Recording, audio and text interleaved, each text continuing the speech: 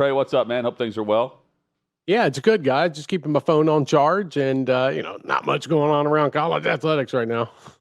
Not too much at all, man. Not too much at all. Did you tour Baton Rouge at all or Gainesville recently? Did you look at some real estate down there? Yeah. Have you been down there Did you go bowling? The thing is, like, I know it all too well, just like Lane Kiffin, and just like Layla. So I wouldn't find the reason to have to go down there and tour the area unless it was for show. So, it is what it is. I'll probably be touring Oxford here in the next 3 to 4 days. Yeah, shoot us straight here, Trey. You're going to be heading down to Oxford, and there's obviously a story happening down there. What is real and what isn't? I never know with Lane Kiffin. There are times when I'm thinking, oh, he's clearly joking. This is tongue-in-cheek. I watched the whole interview with Pat McAfee yesterday. He brings in his running back, says, guys, the best running back in college football here, talking about his current Ole Miss team, but yet all of this other stuff is that. I can't tell if he's 100% staying at Ole Miss or 100% accepted a job at Florida. I have never seen an interview with Lane Kiffin like the one he did yesterday with Pat McAfee. And I've been covering him for a very, very long time. That was uncomfortable to watch. The way that he was just exorbitant in different ways. He didn't have to be talking about the rebel walk and hottie toddies, and the way he was talking about has such a great atmosphere. Like, he doesn't do that, guys. Like, that was a PR thing yesterday. So here's where I'm at. I know for a fact that Keith Carter, the AD, wants to know his future plans. And the reason why he wants to know his future plans is because Ole Miss is trying to figure out if they're going to have to go out and launch a coaching search sometime in the next 2 to 3 weeks. And there is, I don't care that the AD and Kiffin were at yoga yesterday morning, Tuesday morning. They've been doing that now for like a month and a half. Like, that's nothing new. Do I think that they have a good relationship? Sure. Yeah, they do. But at the same time, Kiffin it's not like a part of this is the calendar's fault. Okay. So I want to make that clear, but the main part of this is that Lane Kiffin is trying to act as if there's nothing going on, and there's obviously a lot going on. When you are sending, and by the way, like, that was all done by Jimmy and Kiffin, sending family members to Baton Rouge and Gainesville. They know about those towns. They don't have to go down there and tour anything. And also, by the way, they could have done that in private. There are coaches right now across the country that are going and doing interviews without anybody knowing about it and back on campus within 3 hours. So let's just make that point clear. I think that where we're at is they cannot have the distraction, because two things are going to play out here. If Ole Miss wins next week in the Egg Bowl, and then a couple of things in front of them happen, there's an opportunity that Ole Miss gets in the top 4. So we could take the first round game, the on-campus game on December 19th, off the table. They might not be playing for a month. So do you think Ole Miss wants to go through 30 days of this discussion around Lane Kiffin when it's not focused on the football team itself and what they've accomplished, while at the same time not knowing if they're going to have to go out and launch a search and call John Summerall and see if he wants to take the job? By the way, that stuff is already happening. According to my sources, Ole Miss is doing their due diligence. They're making sure that they're going to be okay. We're at a spot right now where you can't run from this anymore. You cannot act as if, I know Lane Kiffin's going to try. He's got an SEC teleconference on Wednesday. He's only on for 8 minutes, but I know the question's going to be asked. So I think that we're not in a spot where he stayed at Ole Miss, because he hasn't come out and said he's staying at Ole Miss. And we're also at a spot where he's not talking about the other situations because he says it's disrespectful to his players. Well, if it's disrespectful to his players, then why are you sending family members to Baton Rouge and Gainesville when you know it's going to be publicized because LSU decided to park their private jet, within 30 feet of the fence at the airport? Like, what's going on here. So, like, this is all turned into one big show. And I go back to again on Tuesday, like, by the way, that interview was pre-recorded with Pat McAfee. That was not live. And I think folks could maybe tell what was going on.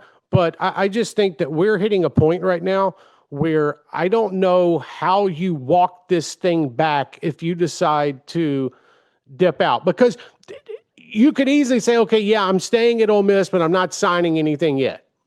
Okay, well, that's not going to work because what happens if you lose in the first round of the playoff and then you're bolting for either Gainesville or Baton Rouge right after? This is where it's very, very tricky. And multiple sources just tell me that while Lane Kiffin wants to say this is not a distraction, I'm told the whole Manning Center over there in Oxford, this is all they're talking about. The players are talking about it. The coaches, the assistant coaches are talking about it. The administration's talking about it. And now you've got university folks that want to know the latest on what's going on. And you guys know this. When the university side gets involved and they want to dip their toes in the athletic department stuff, that's where things get a little hectic. Trey, couldn't Ole Miss keep everyone from talking about it by paying him a shit ton of money? I mean, yeah. I mean, they've had a contract on his desk for $13.5 million for 3.5-4 weeks now. $13.5 million? Wow. That's a shit ton of money. I mean, where's that been? I mean, Is it still on his desk? And yeah, well, yeah. I mean, these paper contracts, whatever you can e-sign, like that's the numbers that have been put out there. And I think Florida and LSU are going to up that by about $1 million each. I think the LSU offer would come in just south of 15, and the Florida offer. So, I mean, we can all sit here and say that this is a ploy by Jimmy Sexton to get more money, but really, it's how much more money do you need, man? You don't. I mean, well, it sounds like they need about $500,000 more. Right, exactly. And here look. You know what I'm saying? If Ole Miss pays him 14, is he going to sign? Well, and it leads me to think, Trey, that like if he wanted to go back and say, "Here's the offer at LSU. I want to stay at Ole Miss. Pay me $1.5 million more and make it 16 or 17 million, and I'll stay." That Ole Miss, wouldn't they do that? So I think that he just wants to leave if that's the case. Ole Miss is prepared to match anything that Florida and LSU come back on. You know, I think the other probably kicker need to go more than them, honestly. Right, based on the job. The kicker would be, you know, NIL funds, but here's the thing, like I can sit here and tell you guys, hey guys, y'all have $40 million for the hot mic budget next year. Okay. But you got to be able to use that. Congrats, legally. Trey, you're getting paid if that's the case as a contributor to the show. Good job. You You just negotiated yourself a lot more money. Good job. I'm just working for you guys here. You're getting paid. But you got to find the legal ways around that to spend it. So, I mean, so a lot of this is just semantics. And I think the word ultimatum that was thrown out the other day, like that word's a little iffy. I think that there is a situation where just look, Keith Carter just wants to know, and he wants to know because he doesn't want all the attention, not on his football team. And you know, the crazy part is, think about this for just a second. Imagine Tulane is going to Oxford and playing in like a first round game. So your potential new coach is on the other sideline with the green wave, and maybe the coach that you have is dipping out for another school that's on your sideline. Like this stuff is just getting out of control right now. And I think that's why you have boosters and folks in the athletic department at Ole Miss that are at their wits' end with this. Well, I'm trying to be fair to both sides here. If Kiffin's getting an offer and Ole Miss is willing to match whatever offers out there, why are they sitting around like little chickens, you know, squawking at every little thing that is being discussed right now? If they're going to match any offer that's out there, why are they talking about it within the Manning department? Hey, if you like this channel, become a season ticket holder for Hot Mic by clicking the subscribe button below and join our conversation in the comments section. Agree or disagree, we'll join. Why is it such a distraction? Okay, it's a distraction because there is not any kind of commitment for Lane Kiffin towards the future at Ole Miss. Right, but how can there be when there isn't an offer yet from another program to match? If they're going to match everything, then what difference does it make? I get what you're saying, but all parties know how much other parties are offering right now. Like, you can call it an MOU, you can call it whatever you like to call it. That's where they need to come back over the top and do exactly what Indiana did, do what Nebraska did, and do it 3 weeks ago, and lock up their guy.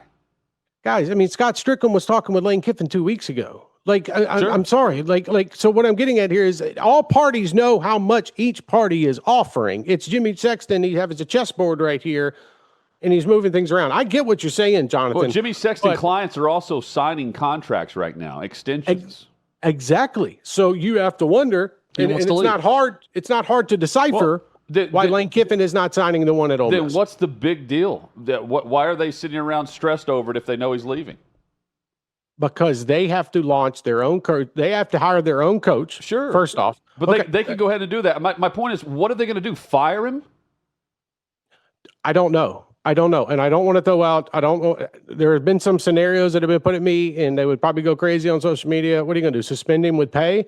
No, of course not. Right. So this is where it gets a little bit tricky. Here's my opinion on this. Like, just straight up, you're just asking Trey Wallace without the reporter hat on. I would say that if you know he's already going to be leaving, you just let him coach. I mean, it is what it is. Go ahead and hire your other coach, hire your other coach and have him in place and let him start working on it and let him finish the job. But then I look at the Ole Miss side of things, and I do understand where they're coming from, where in talking with sources about this, the whole talk around this football team would not be centered on the actual football team. It would be centered around Lane Kiffin is leaving for another job for either 19 days or 30 days. And I think that's where the problem lies in all of this. It comes down to that, in my opinion. It really does. Well, there's no way around that, though. No, and right. So we're in a spot. Like, this is a spot. Like, I'm not disagreeing with you. I'm agreeing with you in this part that there are probably two ways that you could have this thing play out. And if you want Lane, and look, Lane wants to coach his football team in the playoff. He really, really does. He doesn't want to have to leave for another school and leave his team. Right. I think it's going to come down. Here's what it is. Ole Miss would make him do that, not the other way around. I think it's going to come down to Ole Miss having to suck it up and allow that to happen. And then at the same time, knowing that you're going to go hire John Summerall or Dillingham or whatever, and you're going to have him in place. Like, that's how wild this is, guys. But do we really think that Greg Sankey's going to want Florida or LSU to go ahead and offer now officially? Go ahead and sign? No. Well, is it Florida or LSU? I think it's the other question. Like, if all signs are pointing to him leaving for one of the jobs, it's the two things I read the most, Trey, are Jimmy Sexton wants him to take the LSU job, but Lane Kiffin has always loved Florida. He grew up idolizing Steve Spurrier. He would prefer the Florida job. Yes. And to me, that's the fit. The fit is Florida to me over LSU. And that's just that's my personal opinion. That's not what sources are telling me. That's my personal opinion.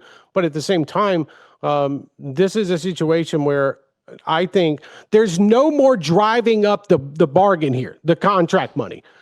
All sides know how much each side's offering, so you're not getting anything else here. I don't. That's the part that I think a lot of people are confused about. Not you guys. I'm just talking about the general public. That each side knows how much they're going to be offering here. So you can't come back and say, "Hey, we're going to give you $300,000 more." That does nothing.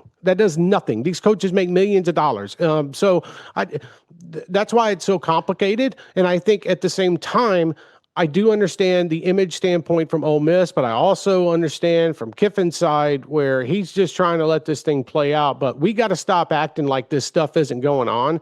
And I understand Lane doesn't want to talk about it, but he's going to be asked about it on the SEC teleconference today. And if I was guiding him, I'd say, hey, bro, just say something that, they sent him down there. It is what it is. I'm doing my due diligence, but I'm preparing for Mississippi State, the Egg Bowl, and the playoff. Well, I mean, he can't accept anything that's not official.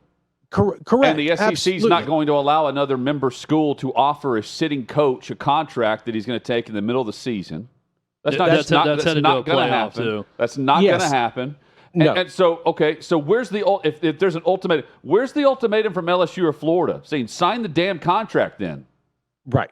Where's their ultimatum? Why aren't they running around crazy like Ole Miss is running around crazy? Yeah, the deadline part is interesting from the other schools because they would obviously have to move on as well and find their second and third candidate. So that's where it gets a little interesting. Because I was talking to somebody yesterday about this. I was about to say who it was, and I can't say.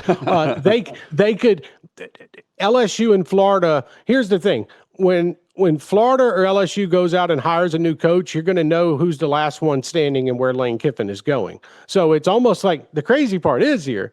Like, I know the Ole Miss situation, but you got LSU and Florida kind of playing chess with each other. It's like a stare down right now to see which one blinks first and goes and talks to somebody else and hires them. You see what I'm getting at? So because it tips the hand. on where he would be. Like this, you can't make this up, man. Like this is wild stuff that's happening right now. And I think that it's not overblown because this is happening in real time. But I do think that him kind of skirting around things this past Saturday, and even on his little teleconference with local reporters on Sunday night, and then the McAfee thing yesterday that was just so cringe, and I can't believe I just said that word at my age. That's why it's adding to everything, guys. Well, so and that's a lot. That's the triangle, Ole Miss, the love triangle, Ole Miss, LSU, Florida. What's going on at Penn State? They've remained very quiet the whole time throughout all of this. Clark Lee's name has been mentioned. Clark Lee confirms yesterday that he was spotted having a steak dinner with Daniel Diermeyer, the chancellor at Vanderbilt, but wouldn't go into any detail and cut it off quickly about what that was about. What steak? That was, I'm sure it was a Jimmy Kelly's, if I had to guess, over by Vanderbilt's campus. Probably a filet of some sort. He said he got all the fixings yesterday, which I love when people say that. He said, I fast on Mondays, but when the chancellor invites you to dinner, you eat everything. So I couldn't tell him I'm not eating today. So he went to eat is all he said.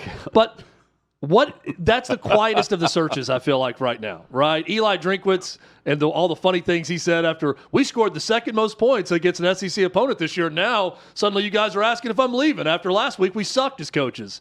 It's all very funny, but Penn State's kept pretty quiet. I give credit to them. Just like kind of like behind it, like Virginia Tech folks that were on the committee that were hiring Franklin, they were all forced to sign NDAs, or if somebody finds out that they were even whispering about that, you're off and you're probably going to be sued. But we all know the James Franklin situation, how that was playing out, that he had an offer for a little bit. Look, Penn State has quietly interviewed some folks. Brian Hartline was in State College interviewing with them. I think it was a week before the actual Penn State game. And so, Eli Drinkwitz is somebody that else is being brought up that I'm told for the Penn State job. And this is where things get a little bit interesting because I think that in talking to people, LSU, Florida, they're going after a different coach compared to what Penn State's doing. I could see this thing over the next 2 weeks picking up where they're going to have to make a decision on if they want to go the OC route or they want to go the sitting head coach route. And I don't know if that's the last domino that's going to fall, and per se of big jobs in college football. You saw James Franklin take the Virginia Tech job because he was told that Florida State is most likely not going to be making a move, and Auburn was just not interested at the end of the day. So with Penn State, I think they are hunting for a big name here, but it could come down to maybe an OC hire that they can build around and go towards the future. Yeah, I think with all schools going that route of we're going to hire someone that we're going to pay the head coach a little bit less, but be able to give a lot to the roster starting out, then pay him once he starts winning.